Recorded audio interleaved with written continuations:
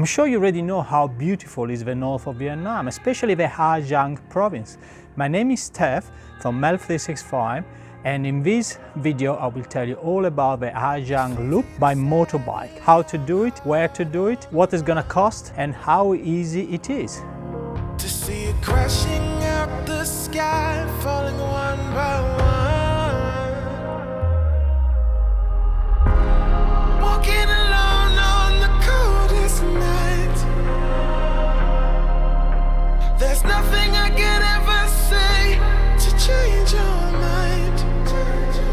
Ha Giang is northwest of Hanoi, and to arrive there you need to get a bus which can take between 6 and 10 hours. So why is this big difference?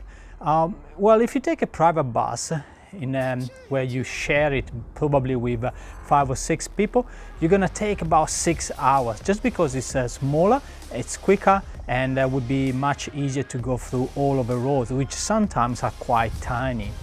Vice versa, if you take a big bus, which usually takes up to 50 people, the trip may take up to 10 hours, also because it's gonna stop along the way to pick up other people.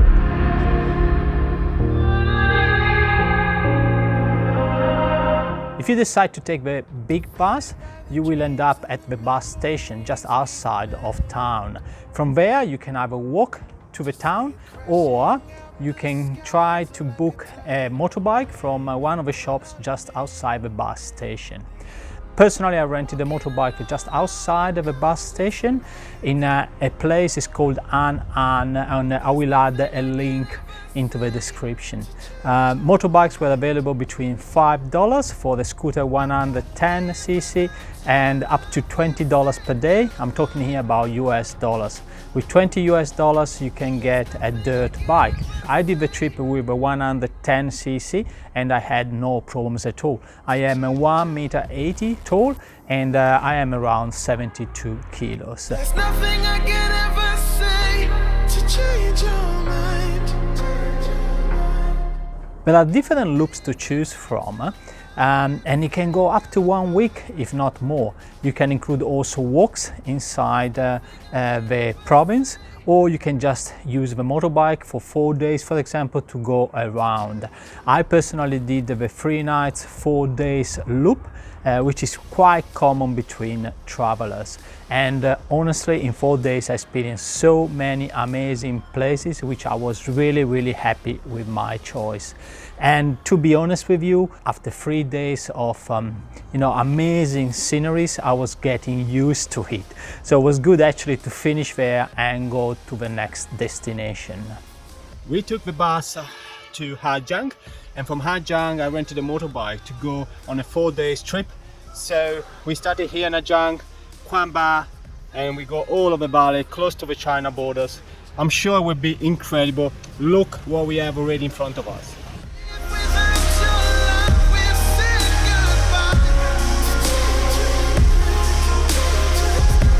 You have the possibility to do the loops in 3 different ways, really.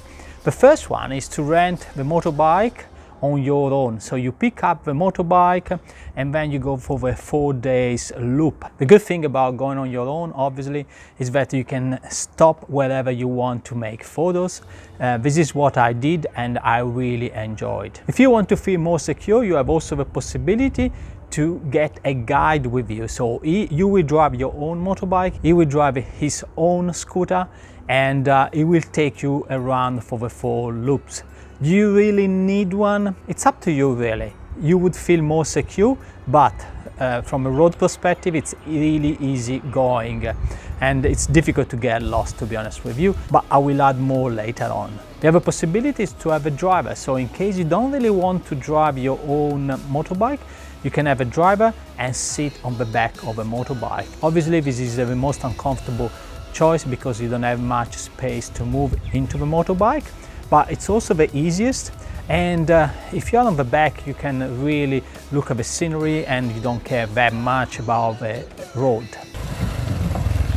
Fantastic Vietnam!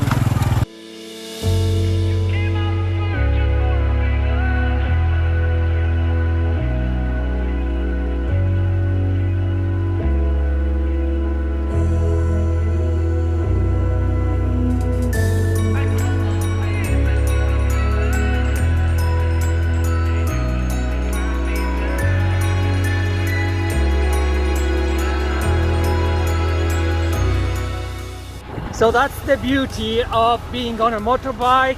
You can go with your own rhythm, you can explore, you can go off the beaten path.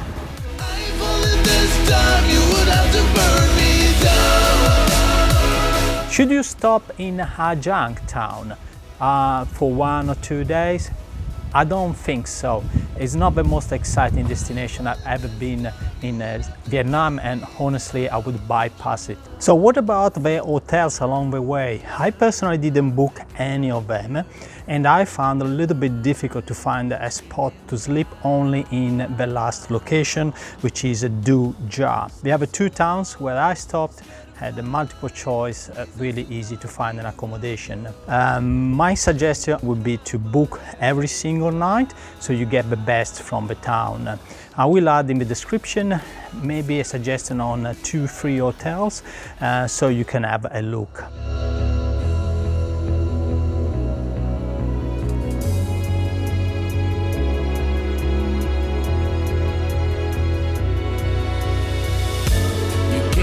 Searching for a reason, came out looking to throw me around, but I'll be holding on forever.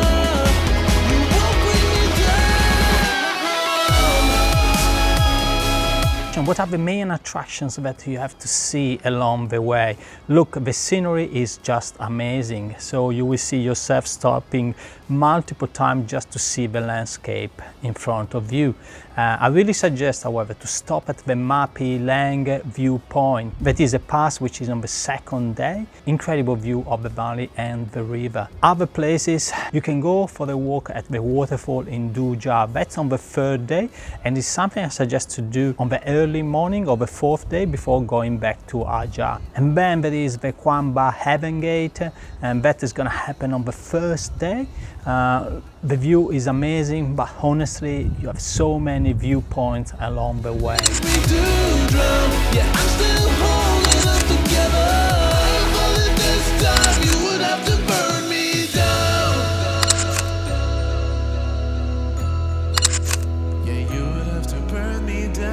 So how do you get dressed in this trip? Because you go up to 1,500, 1,700 meters, so it can be actually cold based on the season where you do your trip. Just to be sure, what I did before going up to Ha Giang, I bought in Hanoi a winter jacket from one of the shops. It's actually a good jacket, and for 10-15 bucks it was absolutely a bargain. Another thing I did was to buy a waterproof bag, again $10-15 from one of the many Hanoi shops. I didn't want to have my clothes wet, which, you know, if you drive for 3 days with wet clothes is really a pain. When you rent a bike, they give you always the elbow pads and the knee pads, so at least you have some sort of protection. Haven't got a clue as to why the world is filled with lies, but then again we're sinful, 'cause we keep the truth to ourselves. Maybe we're hypnotized. This is life.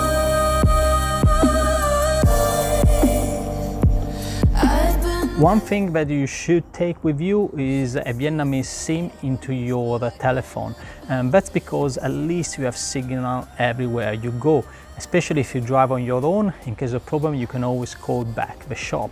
The thing that you don't have, unfortunately, is data. So you don't have connection to internet in most of the cases because the place is so remote. You get data only in some towns, but that's not, I think, a big problem, because if you go to Ha Giang, you don't certainly go there for the internet. The thing that you're gonna miss, obviously, is real-time maps. So that's why I suggest you to download the map on Google Maps before you actually go into the Ha Giang province, or even better, you download the Apps.me app, and with that also all the Vietnamese map. It's incredible detail, more than Google Map, and it's offline, so it's my go-to app whenever I travel. Our economy, it's broken. We shouldn't have to kill ourselves to serve someone else. And that's it for this video.